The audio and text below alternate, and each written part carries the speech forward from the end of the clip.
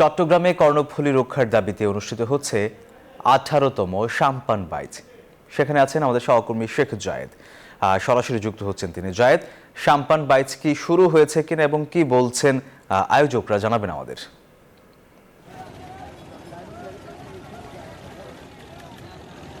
ধন্যবাদ আপনাকে। 18তম এই নৌকা বাইচ প্রতিযোগিতা এর মধ্যে অনুষ্ঠিত হয়েছে। আপনি দেখবেন কর্ণফুলী নদীর চিত্র যদি দেখেন, এই যাদেরকে এখন দেখতে পাচ্ছেন এদের কেউ কেউ নৌকা বাইচে অংশগ্রহণ করেছেন, আর বেশিরভাগ হচ্ছে যারা নৌকা বাইচ প্রতিযোগিতা দেখার জন্য এখানে এসেছিলেন এবং তাদের একটা বিরাট অংশগ্রহণ ছিল এই নদীতে। দুই পাশে শত শত নৌকা নিয়ে কিন্তু তারা এখানে নৌকা বাইচ প্রতিযোগিতাটা দেখার জন্য মূলত এখানে জড়ো হয়েছিলেন। আপনি দেখবেন এখান দিয়ে যত দূর দেখা যায় শত শত এই সাম্পান নৌকা কিন্তু এখানে রয়েছে।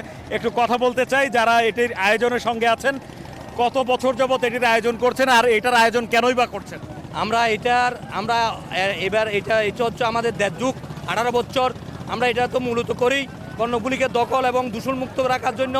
আমাদের দাবিটা হচ্ছে এই সাম্পান খেলা এবং বৈশাখী মেলা, আমাদের 3 দিন ব্যাপী বৈশাখী মেলা দিয়ে আমরা এই সাম্পান খেলা দিয়ে আমরা কর্ণফুলীকে দূষণ এবং দখলমুক্ত করার জন্য আমাদের সাম্পান মাঝিরা, আমাদের বংশপরায়ণ, আমাদের পরে যারা আসবে যাতে এটা জব্বরের বলি খেলার মতো যুগ যুগ ধরে চলতে থাকে, সেই জন্য আমরা এই সাম্পান খেলাটা অনুষ্ঠিত করছি, বিশেষ করে কর্ণফুলীকে দখল ও দূষণমুক্ত করার জন্য। অনেক ধন্যবাদ আপনাকে।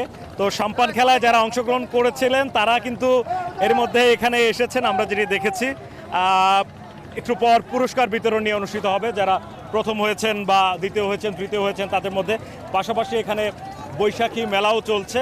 তো সব মিলিয়ে একটা আনন্দঘন পরিবেশ এবং সব মানুষ, উৎসুক জনতা, হাজার হাজার মানুষ এখানে অপেক্ষা করেছিলেন এই সাম্পান বাইচটি দেখার জন্য।